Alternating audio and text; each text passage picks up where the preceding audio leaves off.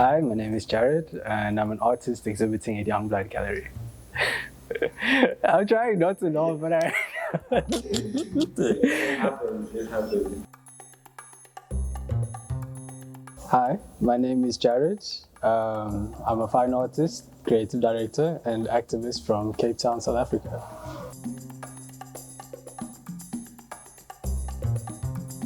So, the area that I grew up in, Bridgetown, which is a rural suburb in Cape Town.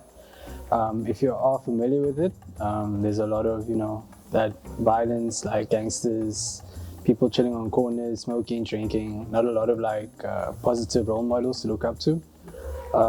So having been exposed to that, and then when I juxtapose that to, the world that I'm currently in, I have a very strong message to portray from that environment and bringing that to the eyes, ears, and the homes of people who may not be aware of, what's happening on that side. So yeah, it's definitely shaped it. Also given me the confidence, the color palette, the compositions, and yeah, it has definitely shaped what I've been creating so far. The collaborations came about from a conversation that I had with Ben, where I asked him what is something that he saw was missing within the creative space in Cape Town. And one of the first things that he said was collaborations, or the lack thereof. And as I thought about it, I was like, he was right.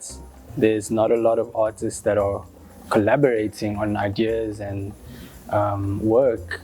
Everything was kind of like, self-organized, or I'll do this myself.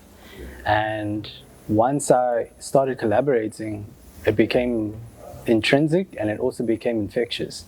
So when I collaborated with an artist, they would collaborate with another artist, and that kind of just like had a ripple effect, and it turned into something really beautiful where now we have a collective of artists collaborating with each other.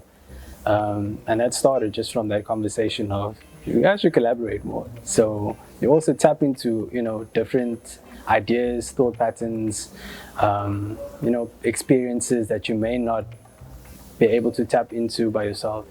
Yeah. So the customizations, it's a weird one because I started, or like every other child, I started writing on my clothes and like sneakers and stuff. You took very well. Exactly. I would just do everyone's shirts. But it's funny because I have a screenshot of my mom. I just sent her like a recent customization that I did. And she was like, yeah, I'm still writing on your clothes 26 years later. I was like, yep, actually. In some ways I can see a similarity, but in many ways not really. But yes, I like the fact that he has given artists like the access within their own minds to think beyond one form of creating. So you don't just have to be a painter, you don't just have to be a singer, you don't just have to be a musician. Like there are many facets when it comes to creating, and so I love that. But yeah, everything else, like, it's a bit a little bit sus.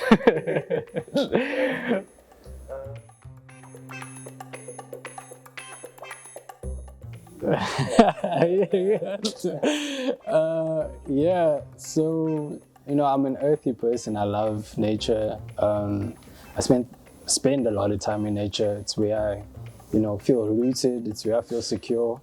And then leaves itself, especially green leaves, it represents prosperity, growth, just a philosophy of turning over a new leaf, starting new, having a fresh outlook, but also leaves like stick together. And so it's also that unity that it also emphasizes. So this piece is called The Blue Lady, or Pourquoi c'est bleu, which is why so blue in French. And it was basically to also, speak on the mental health that we are currently facing, as society and with technology as well. And, a lot of people are down and despondent. So it's trying to play on that narrative this piece is definitely one of the most special pieces that created. We actually created it here in Youngblood. So this is Ben Moyo, a very close friend of mine who passed away recently. And we paid homage to him the only way we knew how, which was by painting him and immortalizing him. So yeah, again, collaboration between myself and Joel. You can see with the fabrics, Ben loved like colorful hats. And then the crown is inspired obviously by Basquiat, which is an artist that both Ben and I, admired. Yeah, this is a very emotional piece as well. A lot of love and time went into it to make sure that we could, respect him properly. And yeah, the proceeds of this piece will be going to his family. He has a son, so we also wanted to make sure that we could help his son out as well.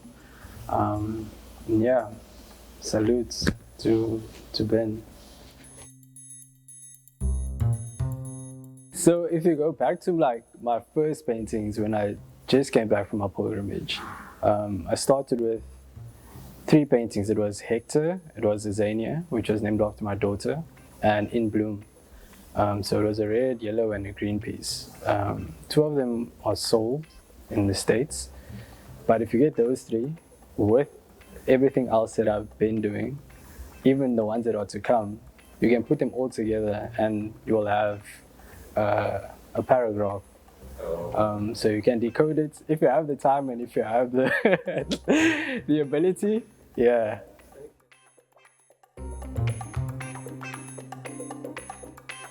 Oh, Kintsugi. So Kintsugi is based off of the Japanese philosophy, where if something breaks, like a vase or ceramic, they don't believe in throwing things away. So instead they repair it, but they repair it with gold. And that symbolizes, having something that's more valuable and stronger. And I like that message and ethos. And so I incorporated that into more of a metaphorical way of looking at it. So with people, we're not really broken. So our scars are actually, something that we should be proud of and highlight instead of trying to hide away or put away to the side. And so having that outlook on life has shaped this exhibition. And there are elements of it that is a lot more personal and a lot more vulnerable. So, for example, like the piece of Ben, who was a very close friend of mine who passed away recently, like he was also kind of that gold thread that kind of tied the pieces together, apart from the physical Kintsugi piece, which has the gold, outlines. But it's cool because it's like a double entendre. So the cracks also symbolize like spaces and places and roads. And even though like we're disconnected as people, it kind of connects us through our vulnerabilities.